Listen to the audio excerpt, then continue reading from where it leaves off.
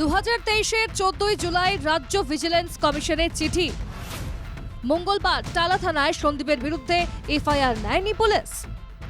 নিয়ে গেছেন, আমিও গেছিলাম টালা থানায়। স্পেসিফিক কেস ছিল, কগনিজেবল অফেন্স ছিল। ললিতা কুমারীর কেস সুপ্রিম কোর্ট 2013 সালে বলে দিয়েছিল স্পেসিফিক কেস কগনিজেবল অফেন্স হলে এফআইআর রেজিস্টার করতে পুলিশ বাধ্য, কিন্তু এই ক্ষেত্রে করলো না। কারণ ওখানে যে পুলিশ অফিসার ছিল আমাদের সামনেই কাউকে একটা ফোন করলেন, ফোনে আওয়াজটাও আমরা শুনতে পেলাম, না এফআইআর করার দরকার নেই, জাস্ট রিসিভ করে নে। উনি তার বসের কথা মতো রিসিভ করলেন। ওই বসটাকে সেটা জানার ইচ্ছা আছে আমাদের। সন্দীপ ঘোষের বিরুদ্ধে একাধিকবার অভিযোগ করেছেন আরজি করের প্রাক্তন ডেপুটি সুপার আক্তার আলী, কিন্তু সন্দীপ ছিলেন ধরা ছোঁয়ার ঊর্ধ্বে। প্রভাবশালী সন্দীপের বিরুদ্ধে কোনো ব্যবস্থাই নেয়নি রাজ্য সরকার।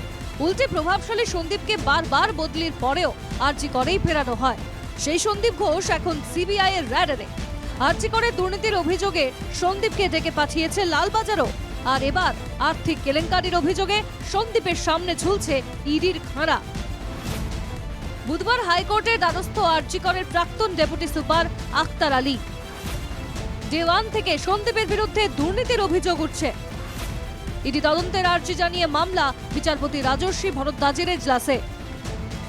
সব জায়গায় উনি এমন কোনো জিনিস, এমন কোনো দুর্নীতি নেই যেটা উনি ম্যাল প্র্যাকটিস করেননি, এবং এটা খুবই আনফর্চুনেট কি কিছু লোক ওনাকে দীর্ঘদিন ধরে সাপোর্ট করে গেছে, ওনাকে আরও পাওয়ারফুল, ক্ষমতাশালী, শক্তিশালী করেছে, যাতে এই স্ক্যাম করে উনি ওনার টাকাগুলো ওদের কাছে পৌঁছে দিতে পারেন। এটাকে ইমিডিয়েট এক্সপোজ করা উচিত।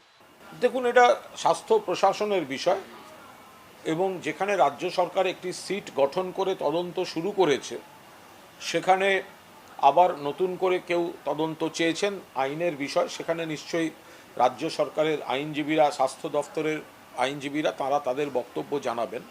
এই বিষয়ে এই মুহূর্তে দলের কোনো বক্তব্য নেই। ইডি তদন্তের পাশাপাশি প্রাণনাশের আশঙ্কা প্রকাশ করেন আক্তার আলী, তাই নিরাপত্তার দাবি জানান আদালতে। Murshidabad medical college and hospital, যেখানে উনি আজকে পোস্টেড, ওনার সিরিয়াস ডাউট আছে ওখানে তাকে থ্রেট করা হবে, ওখানে তার উপর হামলা হবে। কারণ আপনারাও দেখেছেন যে ছাত্রছাত্রীরা আওয়াজ তুলছে, তাদের কি অবস্থা আছে, আর কিন্তু এভিডেন্স দিচ্ছেন, এনার কি হবে আপনারা এক্সপেক্ট করেন? সঙ্গে সঙ্গে আমি প্রে করবো অনারেবল কোর্টকে কি আমাকে সিকিউরিটি সেফটির জন্য একটু অনারেবল কোর্ট কিছু চিন্তা ভাবনা করে। যার বিরুদ্ধে মুখ খোলায় নিরাপত্তার অভাব বোধ করছেন আক্তার, সেই সন্দীপও নিরাপত্তার অভাব বোধ করছেন। পরিবারের নিরাপত্তার আবেদন নিয়ে হাইকোর্টের দরজায় আরজি করের প্রাক্তন অধ্যক্ষ সন্দীপ ঘোষও। সন্দীপের আর্জির শুনানি বিচারপতি রাজর্ষি ভরদ্বাজের এজলাসেই। Bureau report, NKTV Bangla.